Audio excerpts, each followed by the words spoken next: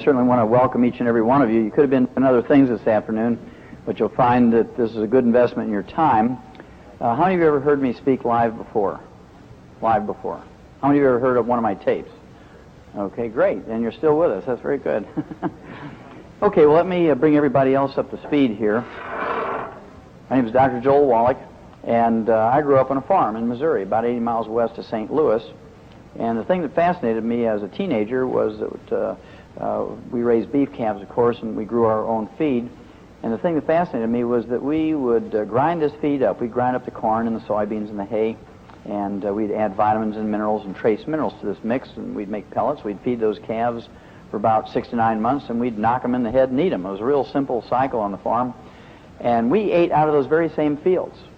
We kept back 5 rows of corn for the family, and we had a garden at the end of the field where we grew peas and beans and tomatoes and squash, and we had all these goodies growing there, peppers and potatoes and carrots and whatnot.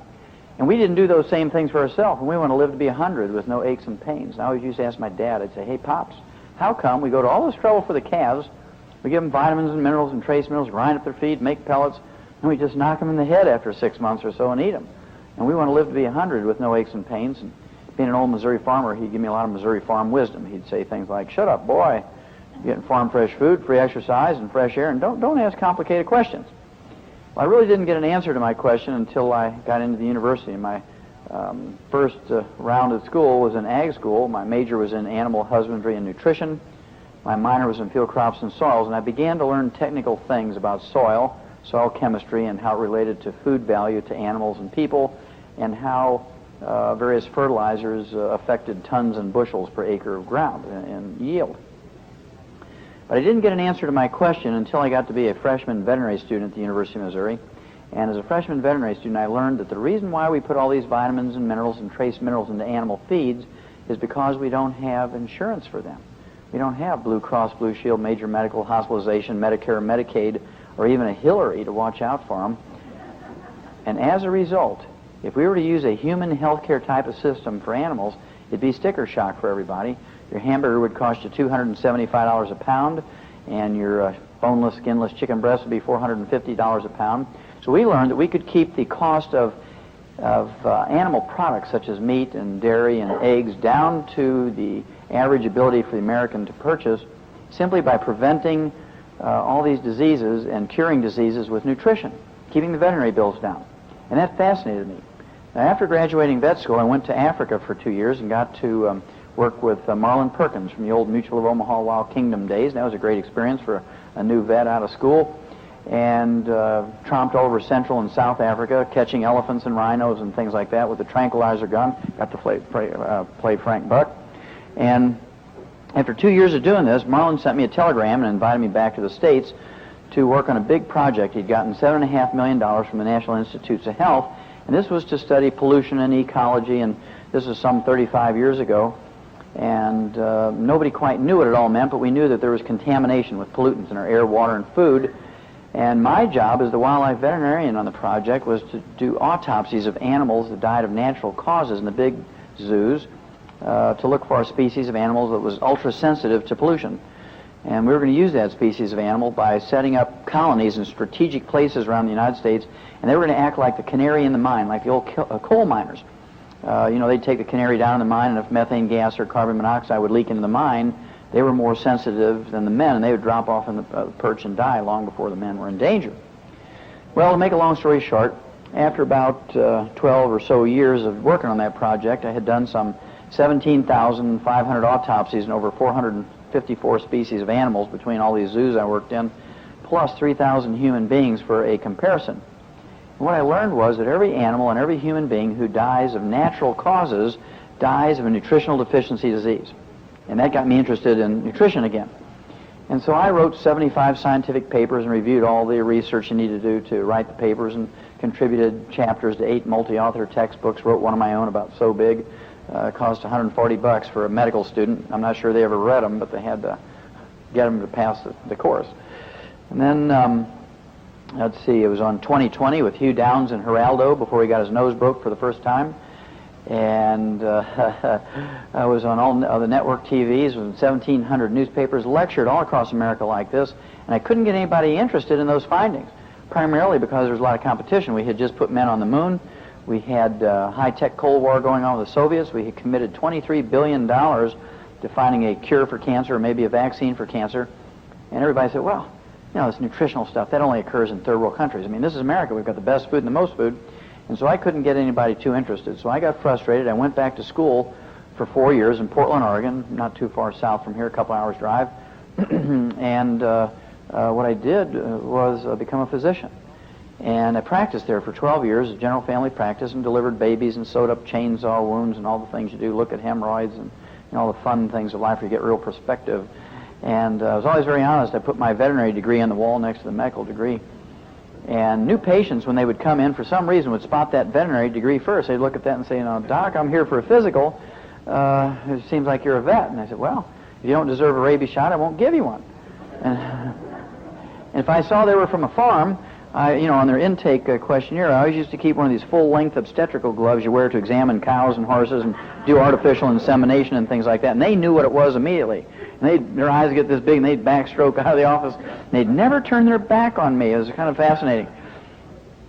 And, of course, the nurses would have to chase them down and say, Doc, don't terrorize the patients like that. But we had a lot of fun. And I think I taught the patients some things. I know they taught me some things. And we're going to go over a lot of this yet this afternoon. And if you take home just 10% of what I share with you, you're going to save yourselves an enormous amount of unnecessary misery. And you're going to save yourselves a gob of money, a time, and effort, and you're going to add many, many healthful years to your life. Now, the human being has the ability, the capability of living healthily to be 120 to 140, absolutely no doubt about it. And Americans don't do a very good job. Our average lifespan is 75.5, about half of what we're genetically capable of. And if you look at the other statistics, we rank 17th in longevity when we're compared with the other 32 industrialized nations. There's 16 other nations whose peoples live longer than we do. We rank 19th in healthfulness. That means that there's 18 other nations whose peoples live longer than we do before they develop heart disease and arthritis and cancer and high blood pressure and so forth. And we rank 23rd when it comes to live births and first-year survivability of our babies, and we rank dead last when it comes to preventing birth defects. And all these statistics mean that we have the highest-priced healthcare system in the world. We have the most healthcare, but not the best. We have lots to learn. I'm glad to see so many people in here this afternoon because it's going to be worthwhile for you, I believe. Now, I actually believe that I have found the early warning system that I was contracted to do when I first came back from Africa. And it's not an exotic animal like we were looking for. It wasn't a koala bear, it wasn't a hummingbird or maybe a rare and endangered species of reptile or fish. Our early warning system is twofold. Number one, it's our physicians, and it's also athletes. The reason why I say it's our physicians, I kind of looked at doctors and said, well, gosh, if doctors know what they're talking about when it comes to health and longevity, if you separate them out from the main population of America, they should be healthier and live longer. I mean, that's just kind of fourth grade logic. That's pretty simple but straightforward logic. So I separated them out and went to the medical library and looked, and sure enough, the average lifespan for a medical doctor in America is 58. And the average lifespan for the average citizen is 75.5. So you can gain 20 years statistically by not going to medical school. That blew my mind. So I started a hobby of collecting obituaries of doctors, thus the title of the talk, the presentation, Dead Doctors Don't Lie. And I'm going to show you some of the reasons why doctors die so early. And of course, basically, they're a great control group for the rest of the population because 85% of the Americans supplement with vitamins or minerals or trace minerals in some combination. Everybody's into antioxidants, or even if they just take calcium, they're doing something. Where doctors as a group have this stupid, malignant, dumb belief that you can get everything you need from your 4 food groups. And they must teach them that in school because every patient that comes to me says, well, my other doctor says I can get everything I need from my 4 food groups. So this is a kind of a universal thing. They also say, oh, it just gives you expensive urine if you take vitamins and minerals. A Missouri translation of that is you're just peeing away your money if you take vitamins and minerals. And you can get everything you need from your 4 food. They love that thing. At any rate, a couple of and I apologize for not flashing these up on the screen, but I'll give them to you orally. And Dr. Stuart Cartwright, age 38, was a family practitioner, and he dropped dead in his home from a ruptured coronary artery aneurysm. And aneurysm is a breakdown of the elastic fibers in arteries. It could be in the brain or the heart or the large arteries of the body. And the internal pressure in the artery blows a balloon in that weakened area where the elastic fibers break down, much like the mechanics of a balloon on a tire where you hit a chuck hole and break the cords. And at any rate, we learned in 1957 from turkeys what causes aneurysms. The USDA came up with a pilot study with 250,000 turkeys, and they gave them a complete turkey pellet. And in the first 13 weeks, fully half of them, 125,000 of them, died. Farmers were out there every morning picking them up by the bushel baskets full. They take them into the diagnostic labs to see what they died from. They opened them up. Every one of them, 125,000 of them, died of a ruptured aortic aneurysm. And one of the clever pathologists says, you know, that's got to be due to a copper deficiency, because copper is required to manufacture elastic fibers and keep them strong and healthy. So they doubled the amount of copper in those pellets. The next year they tried to raise 500,000 turkeys, and they didn't lose a single one of them from a ruptured aneurysm. So they got very excited. And in 1958 they began to look at copper-deficient diets in human beings and various species of animals to see if it had anything to do with aneurysms. What they found out was the very first symptom of a copper deficiency in human beings is white, gray, or silver hair. And I see a lot of copper deficiency in this room. And of course what happens is, if you don't pay attention to this early warning, boom, you drop dead from a ruptured aneurysm, just like you've been shot through the head or the heart or the major arteries of the body. And if you don't pay attention to that warning, what's going to happen is you'll be like Frank, who dies suddenly, and all his friends get together at Denny's after the funeral. They're all in their glad rags and they're having this little soiree there and eating their whatever they eat at Denny's, and saying, we never thought Frank would have been the first one to go. I mean, this guy was Mr. Fitness. He walked 5 miles every day. He did aerobics 3 afternoons a week with the young people. He ripped the chicken skin off the chicken before he ate it. I mean, this guy ate salads. He was a vegetarian, all that kind of stuff. And he always looked so distinguished in his gray hair. See, he'd been warned for 20 years. But nobody told him that he was going to die of a ruptured aneurysm if he didn't deal with that gray hair. Another one of my favorites is Dr. Martin Carter, age 57, 1 year before the average for physicians. He was an expert, according to the New York Times obituaries. He had every drop of medical education you can get in the whole world.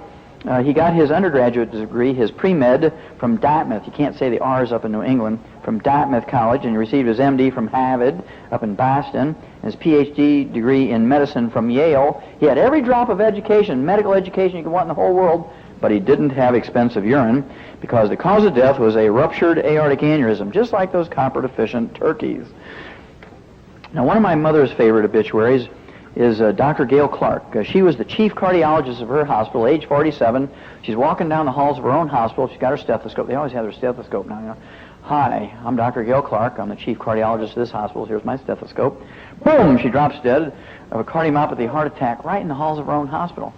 This is a selenium deficiency. It's caused by a deficiency of the trace mineral selenium. And they try to save her. They try to save her, by giving her all this paddles, with the electric shock to get the heart going again. And of course, it's too late, because you can't fix a selenium deficiency with electricity. It just doesn't work that way. No matter how many years of college she had, and it didn't work. And finally you hear this flat line when you know the heart's dead. And let's see a heart patient next door to this treatment room, and you hear all this, and your own monitor is going beep, beep, beep, beep, beep, beep, beep, beep, beep, because you're nervous with all this activity next door and screaming for code cards and everything. And you say, nurse, what went on next door was horrible with all those screams and everything. And the nurse says, well, your cardiologist, the chief cardiologist of this hospital, Dr. Gail Clark, age 47, she just croaked next door from a cardiomyopathy heart attack, a simple selenium deficiency disease. And you see all the patients holding their gowns, and they're running out of the hospital as fast as they could go, because whatever the chief got, they don't want. Another one, of course, and this one I think you'll have fun with. I got to tell you a quick story here. I don't want you to think ill of me before I share this with you. One of the famous trial attorneys from the 1920s was Clarence Darrow. He was made famous during the Scopes monkey trial thing in Tennessee. And the prosecutor who always fought him tooth and tongue in court was another famous orator, William Jennings Bryan. And about a week after that trial, which William Jennings Bryan won, the prosecution won, he dropped dead. And all the press and reporters and media ran to Clarence Darrow and said, hey, he must have really been hard on him in this last trial.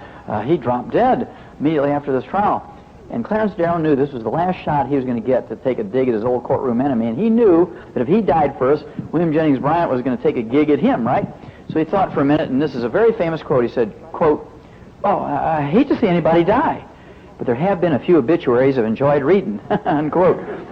That's how I feel about this guy, Dr. Thomas Beam, age 48, 10 years before the average death age for physicians, 30 years before the average age of death for an average American, was an expert, according to the New York Times obituaries, died of a cardiomyopathy heart attack, a simple selenium deficiency disease, and not only was he an expert, he was an FDA expert.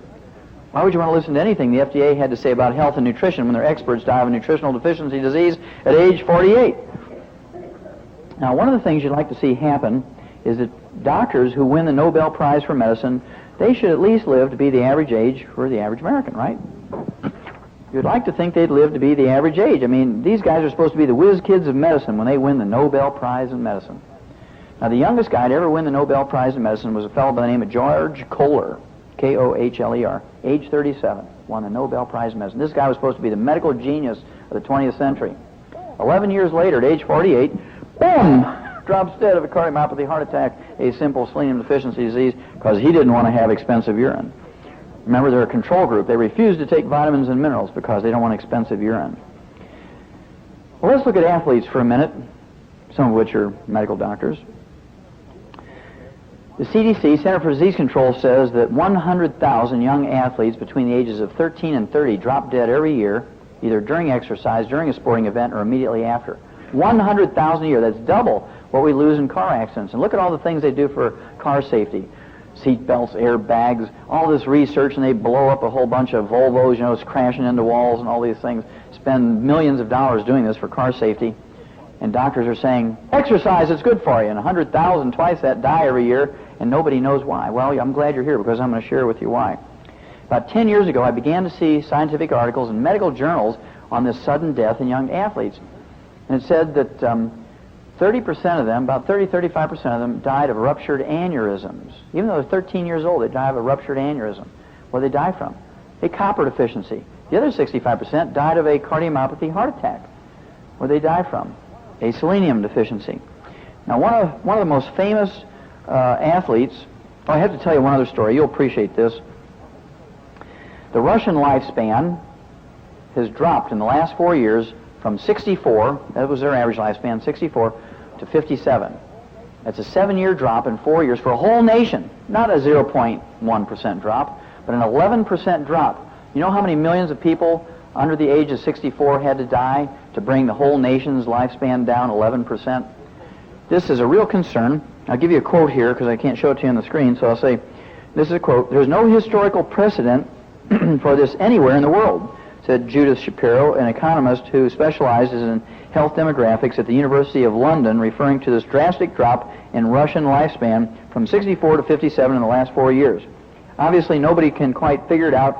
It's a mystery that must be solved immediately, unquote, because the people who are dying between age 35 and 50 are all the highly skilled people. These are all the trained people. And what's going to happen is they're going to have a huge void of trained people if they keep dying like this. So everybody's scared what's going on in Russia. I want you to think, what have the Russians eaten in the last 25 years? American wheat. We sent them all the wheat from the wheat deals. Now, it's my belief that the reason they're all dying is they don't have any selenium in American wheat because the soils are deficient, and we grew lots of tons and bushels, but nobody paid attention to what was in it. And Americans take vitamins and minerals. 85% of Americans take vitamins and minerals, and doctors don't. That's why they die at 58, and Russians don't. That's why they're dying at 54. Okay? And Russia is what we would look like if we didn't supplement. Our average lifespan would drop from 75.5 to 54. Pretty scary. Now, athletes, the first symptom that they get when they're running out of minerals like selenium and copper is they get what's called the staleness syndrome. They get kind of wore out and burned out. You know, say, I'm burned out. I don't want to work out anymore. I don't want to train anymore. And they just get the blahs. They don't recover, and they may have their very best 2 years ago, and they can't quite get to their very best anymore. That's the first symptom that things are beginning to go wrong. And then a very famous guy, Reggie Lewis, who was the 27-year-old captain of the Boston Celtics, in April of 1993, collapsed during the playoff game with the Charlotte Hornets. And he was diagnosed very quickly and very effectively and very quite accurately as having cardiomyopathy heart disease. Had a heart attack at age 27. He was a $65 million contract basketball player for the Boston Celtics. So they hired the top 12 cardiologists in the whole world. They referred all of the patients that they had to other doctors, and they were supposed to devote their whole time to saving Reggie. And they were called the Dream Team of Cardiologists, the Dream Team of Cardiologists. Now, if they would have taken $50 and given it to a medical student and said, hey, go to the medical library and ask the computer, like Star Trek, computer, what are all the known causes of cardiomyopathy? This is what the computer would have said. There's only one known cause of cardiomyopathy. It was discovered in animals in 1957. It was proven in human beings in 1972 in a double-blind crossover study with 45,000 human subjects. 45,000 human subjects. And the results of this was published in every medical journal in the world no less than 6 times. We're not talking about some remote Pakistani medical journal in some weird province somewhere. We're talking every medical journal in the world no less than 6 times. The only known cause of cardiomyopathy heart disease is a selenium deficiency. Now, one of these guys, the members of the Dream Team of Cardiologists, gave Reggie Lewis 10 cents worth of selenium. They were all arguing and bickering. Some of you maybe remember this on CNN News. They had these big conference tables. Well, should we give them drugs? Do we need to install a pacemaker? Well, maybe we need to do a heart transplant for $750,000 and get famous and this kind of thing. And 3 months later, because nobody gave Reggie any selenium, he dropped dead of a second cardiomyopathy heart attack at age 27, July 28, 1993. Now, justice has a way of coming around if you wait long enough, just like with the Weaver family. Okay? Justice has a way of coming around. Of course, they'll never bring Vicky or their boy back, but justice has a way of coming around, and with Reggie Lewis, justice came around. A year and a half after he died, the chief, the director of the Dream Team of Cardiology, Dr. W. Thomas Ness, a cardiologist who worked with the Boston Celtics at age 48, dropped dead in his own home from cardiomyopathy, the same disease. Boom! Just dropped dead. Why would you want to believe anything that these top cardiologists had when the chief of the Dream Team of Cardiologists drops dead of a cardiomyopathy heart attack at age 48? That's one of my favorite obituaries. That one I have framed on my wall in my office. I mean, this obituary is so big it took up 1/2 the page in the Boston Globe. Has his picture on it, a very distinguished medical picture of this $1 million autopsy, right? I'd have just bought one of these $5 classified ads and said, Tom died. That's all you got from me.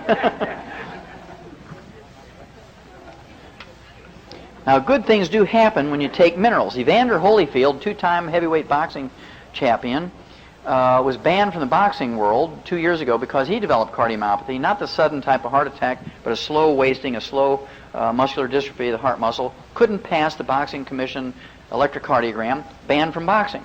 A year ago, I got to talk with his physician in Atlanta when I was visiting there, and as a result of that, his physician began to give him some selenium. 7 months later, he passes the boxing commission's electrocardiogram. He went back in the ring a month and a half ago, and he won his first fight back in the ring after 2 years. He's scheduled to box again this November. So there are good things that happen no matter how far down you are if you take the right nutrients. Now, here's one. You can't see it, but this is an obituary for Dr. Michael P. Ortiz, a medical doctor, age 38, who collapsed and died while jogging of a cardiomyopathy heart attack, a simple selenium deficiency disease. I'm glad to see these doctors dying during exercise because it's something prescribed for everybody, and died at age 38 doing this wondrous thing that they prescribe for everyone. Let's see here. Buster Douglas, another heavyweight champion who lost his championship to Evander Holyfield, I believe, a little over 2 years ago. 2 years after he lost the championship, he developed brittle diabetes. He developed adult onset diabetes, which we know is a deficiency of chromium and vanadium, 2 trace minerals. And we'll talk about that more in detail in a minute. Then, if you look at brain cancer, the rate of brain cancer in America has gone up 700% in the last 40 years. And everybody's blaming cellular telephones. Some cellular telephones, they hold that stuff up against their head. I can tell you I'm a pathologist as well as a clinician, so I look at the statistics. Believe me, if there was any remote possibility it was caused by the cellular telephone, the FDA would have it off the market. I mean, they take even amino acids and vitamins off the market if they could. So 97% of the people with brain cancer have never, ever even been in the same room with a cellular telephone, let alone use one on a regular basis. So that's kind of nonsensical. But we do know from laboratory animals that if you give a laboratory animal a deficiency of a trace mineral called gallium, Gallium, they will have a high rate of brain cancer. And if you supplement them with gallium in their diet and then give them chemicals known to cause brain cancer, they won't get brain cancer. Think about the athletes who died of brain cancer in the last couple of years, the very famous ones. There's thousands of them that are not so famous. high school kids, college kids, and so forth, and not so famous pros and semi-pros, but 3 famous people. Lyle Alzado, big middle linebacker for the Oakland Raiders, died of brain cancer about a year and a half ago, 2 years ago.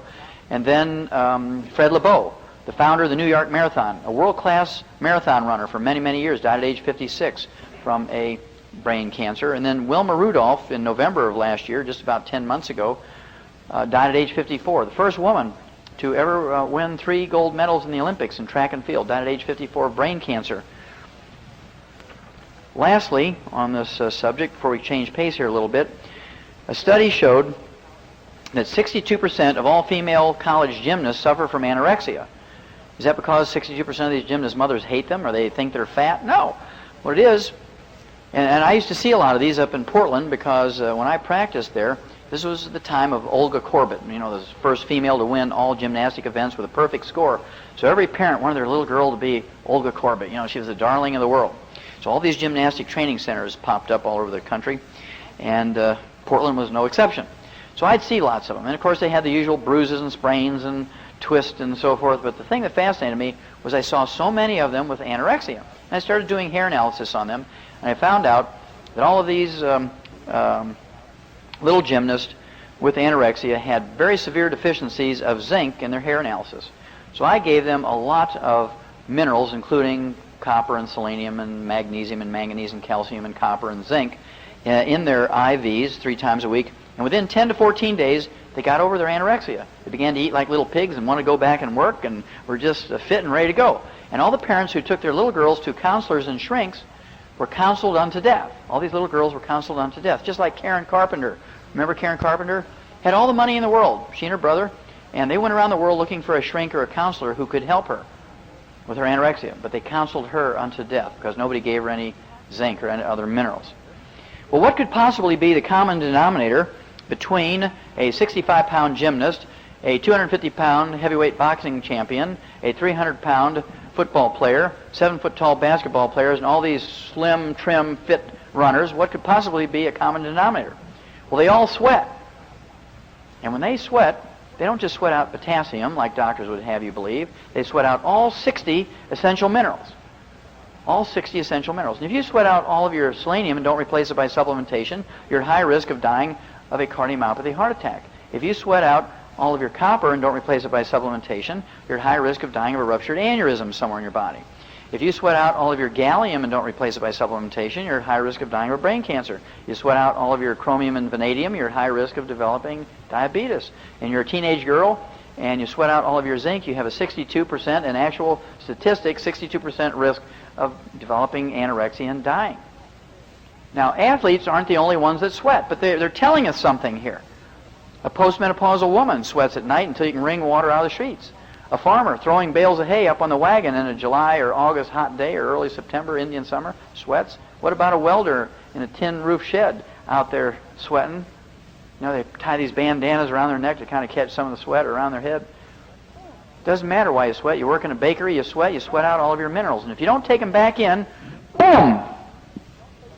Just like everybody else, just like these athletes, just like the doctors. And don't put yourself in that position. Well, I could go on and on with, I've got a 5-hour lecture here, but I'm going to shorten it so that we can get through it. I want to quickly look at just a couple of minerals in some detail. Number one, let's look at calcium. Everybody knows about osteoporosis and calcium. It's the number 10 killer of adults in the United States. 75% of the people over the age of 65 don't last 90 days if they fracture a hip or a major leg bone. A very famous one just recently, Ava Gabor, was 74 years old. Fractured her hip. 3 days later, she was dead from pneumonia. And I guarantee you, she had the very best estrogen patch that a doctor could prescribe, right? She still died of pneumonia. Cost-wise, it's horrendous. Terrible, tragic cost and a misery for people. It costs $35,000 to have each hip replaced. $70,000 if you get them both replaced. Yet we don't have osteoporosis in animals. That's because farmers have common sense. Let's say you have 100 head of cows out here and no calves this year. Farmer lost a lot of money. Can't repay his operating loan.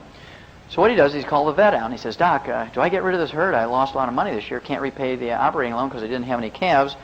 And the vet examines the cows. He says, well, your cows are okay, but your bull over there has osteoporosis of his hips. Can't breed the cows, too much pain. He didn't have any calves. He He said, I'll tell you what, you give me $70,000, next year you'll have some calves. I'll give that bull 2 new hips. The farmer, being a practical guy, says, no, wait a minute, Doc, stand over here. Boom! And he blows the bull away. And while the kids are grinding the bull up into hamburger and cutting roasting steaks off the bull, farmer says, now, Doc, for $70,000, I can get a new bull every year for 70 years. I won't have to spend that kind of money on that old bull. But every once in a while, I get one I'd like to keep because it throws good calves. So the farmer says, I'll tell you what can I do to prevent this? And the vet says, well, if you give him 10 cents worth of calcium in his pellets after you wean him. He said, well, you mean all I have to do is give up a half a cup of coffee and I can prevent a $70,000 vet bill? And he says, well, yeah. He says, well, I'm going to do that since I don't have insurance. I don't have Blue Cross Blue Shield major medical hospitalization or Medicare or Medicaid or Hillary to watch after that bull. So as a result, I have to pay for this myself. I'm going to do the 10 cent a day thing. That's why we don't have osteoporosis in animals. Receding gums. Dentists will tell you to floss and brush after every meal. If you believe that works to prevent and cure receding gums, I have some oceanfront property in Utah to sell you because, of course, you're an easy sell. I'm a veterinarian as well as a physician. I've seen hundreds of thousands of animals, mice, rats, rabbits, horses, cows, chickens, lions. You ever see a chicken with receding gums? Lions and tigers and bears. And they don't get receding gums and they don't floss. They do get funky breath. Now, the reason why we don't have receding gums in animals is because we've taken care of the osteoporosis problem. Receding gums, gingivitis, pyorrhea, periodontitis, loose teeth, plates, and bridges are all different symptoms of osteoporosis of the facial bones and the jaw bones. You can see this 20 to 50 years before you actually see osteoporosis in the large bones of your legs and arms. I've seen so many patients come to me and their teeth are kind of loose, flapping around in the breeze, their gums are all receded, and they're just wizened up here with osteoporosis and arthritis. And I say, well, dear, do you have, and I know the answer, I just want to see what they say. Do you have osteoporosis? They say, oh, no, I went to an orthopedic surgeon, and he did a CAT scan, and he says, I don't have osteoporosis or arthritis.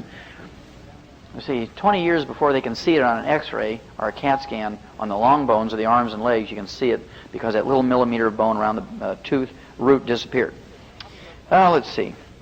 Cramps and twitches. How many of you have ever had a foot or toe cramp? Raise your hand. Be honest. Okay. You're calcium deficient. How many of you ever had an eyelid twitch or a twitch in your muscle somewhere in your body? That's a calcium deficiency, you see. When I was 14 years old, my eyelids used to twitch so bad I could hear them click. And I'd look in the mirror and say, do people see that, or is that just my imagination? And, of course, finally one day I caught it and said, Mom, look at this. She didn't know what it was. And so we got in the car and we drove 80 miles to St. Louis to see a woman eye doctor by the name of Mary Jane Skeffington. And I didn't know this, but back then, she had me stripped down to my jockey underwear. I was 14 years old. She had me stripped down to my jockey underwear. Today I could get on Oprah, and say, hey, my eye doctor sexually harassed me. But back then I was just a dumb farm kid. I didn't know that didn't go along with the eyes. And she kept looking at my eyes, and then she'd trudge down and see another patient. She'd come back, and she'd look in my eyes, get this big smile on her face, go back and look at her. And then finally I said, Doc, I play football. I'm on the junior varsity team, and I'm the captain of the wrestling team. I'm on the weightlifting team. Is there any way we can get on with this? I got to get back and train. And she says, well, just a minute. She went to her office. She came back, and she had a little Maybelline mascara eyelash brush and a little mirror. I said, what's that for? She said, well, your eyes seem to be okay. The structure of your eyes is okay, but you have long eyelashes, and they hit your glasses, curl back, and tickle your eyeballs. That's what makes your eyelids twitch. I said, well, what are we going to do about it? She said, well, and she starts demonstrating to me. What I want you to do is every hour I want you to alternate eyes, and I want you to retrain your eyelashes. And she's demonstrating with this little mascara brush. I said, wait a minute. You want me to sit on the football bench with 25 guys weighing over 200 pounds? This is 1952. And we'd be playing with my eyelashes with a Maybelline mascara eyelash brush? You got to be kidding me. They're going to file their cleats sharp, and my own team's going to kill me. Right? So I put on my pants, and I went marching off to the school library, and I found in the library a health book written by a couple of nurses. And sure enough, in the index, they said muscle cramps, muscle twitches. Guess what? It's caused by a calcium deficiency. Now, I'm 14 years old. The only place I knew we had calcium was in those calf pellets in the barn. So I ran to the barn. I stuffed all my pockets full of calf pellets, and the next day in school, while everybody else is eating M&Ms, I was eating handfuls of calf pellets. And sure enough, in 3 days, all of the cramps and twitches went away, and I knew the doctors didn't know anything about health and nutrition when I was 14 years old, and I had some clue that eye doctors had a problem with anatomy.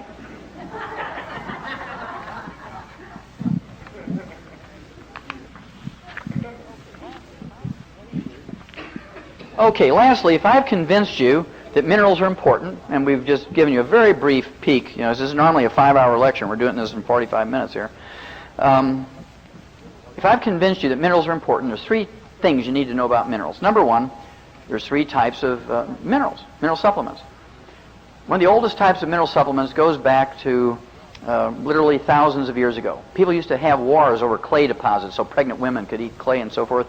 And the reason why there's no trees on the British Isles is because they constantly boiled seawater to get the salt and the trace minerals, and they burned all of the forest that was on the British Isles, keeping those fires going, just burning salt water to evaporate the water and get the minerals.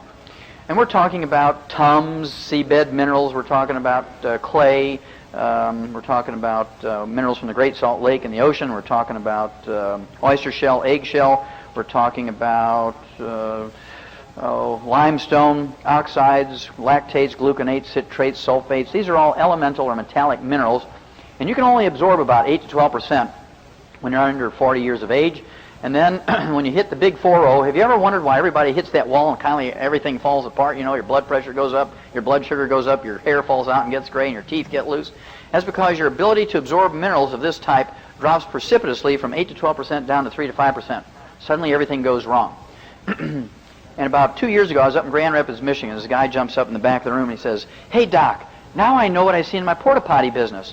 I said, "What do you see in your porta potty business?" He says, "Well, when we clean those things out and disinfect them to use them again, we find hundreds and hundreds of vitamin pills in there that come through people." I said, "Well, how do you know they're vitamin pills?" He says, "Oh, that's easy. They say Theragram M, 1 a day, Centrum, and Centrum Silver right on the coating. So next time you're on the pot and you hear clink, clink, plop, plop, you know what it is coming through." Now, a lot of people say, "Doc, I've been using 2,000 milligrams of calcium every day for 20 years, and I still have insomnia, foot cramps, muscle twitches, high blood pressure, arthritis, osteoporosis, loose teeth, everything you can think of associated with calcium deficiency. Are you really telling me the truth here?" They said, "Well, yeah, what kind you taking?" They said, "Well, I take calcium lactate, a elemental type of mineral." And I said, "Well, the problem is, out of a 1,000 milligram calcium lactate tablet, 860 milligrams, 86% is lactose or milk sugar. Only 14% is this metallic or elemental calcium. Let's use an easy number for math here since I don't have the screen. Let's take 10%. 10% of 140 milligrams of the elemental calcium in there is 14 milligrams. 2 times 14 is not 2,000 milligrams, but 28 milligrams. You get 2,000 milligrams of usable elemental calcium from a 1,000 milligram calcium lactate tablet. You have to take 30 of those with each meal. You have to take 90 a day. And it's going to cost you $150 a month for the cheapest source of this calcium lactate, and you just have used 1 mineral. You still have 59 more essential minerals to go. And you're also going to develop what I call BNF, which is a type of a physician-caused disease. It stands for belching and farting, BNF disease. And you sound like an elephant out in the woods with this terrible gastric problem. And you know you have it when your spouse throws a canary in the bathroom to see if it's safe to go in there.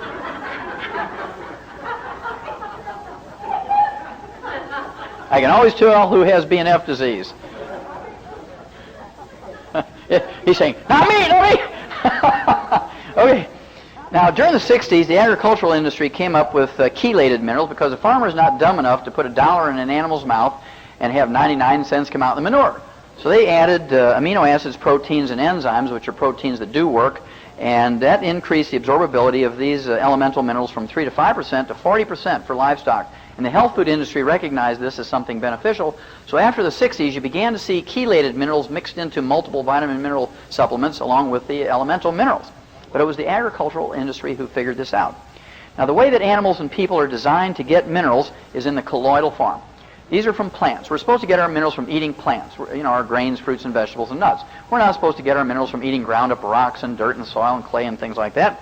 And, of course, colloidal minerals are liquid in size, small particle size, 7,000 times smaller than a red blood cell. They're negatively charged, and your intestinal lining is positively charged. You actually get a electrical gradient that concentrates these things along the intestinal lining.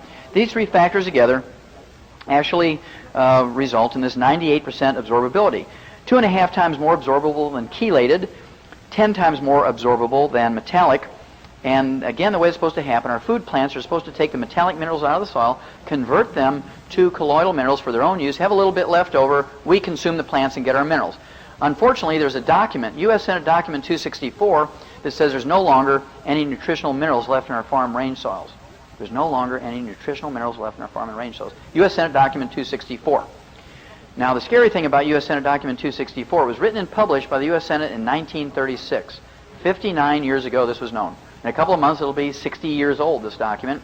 Have you heard any government person or a doctor or somebody yelling about this? No. And so I'm glad to be able to tell you about it. Now, there's no less than 6 cultures on Earth who are featured in 2 things. Number 1, Chapter 8 of Rare Earths, Forbidden Cures, one of the 2 books my wife and I have written. And then also in the January 1973 issue of the National Geographic, a special that was done on cultures who lived to be over 100, 120, 140. And these people who lived to be 120 to 140 without developing diabetes and cancer and heart disease and high blood pressure and arthritis and diabetes and osteoporosis and loose teeth and cataracts and glaucoma, and they don't have birth defects, they don't have jails full of criminals, violent criminals, or people who are on drugs and things like that.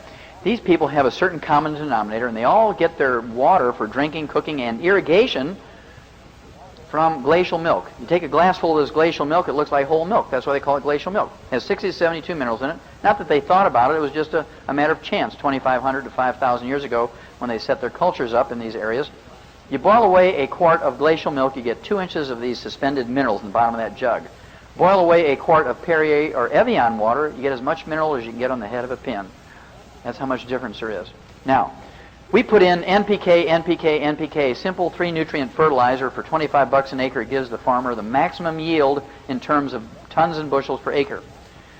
The Hunzas, the Tibetans, the Russian Georgians, Azerbaijanis, Abkhazians, Vilcabambas, and Titicaca's, these people have been irrigating with glacial milk for 2,500 to 5,000 years. Crop after crop, year after year, generation after generation. We put back in NPK, NPK.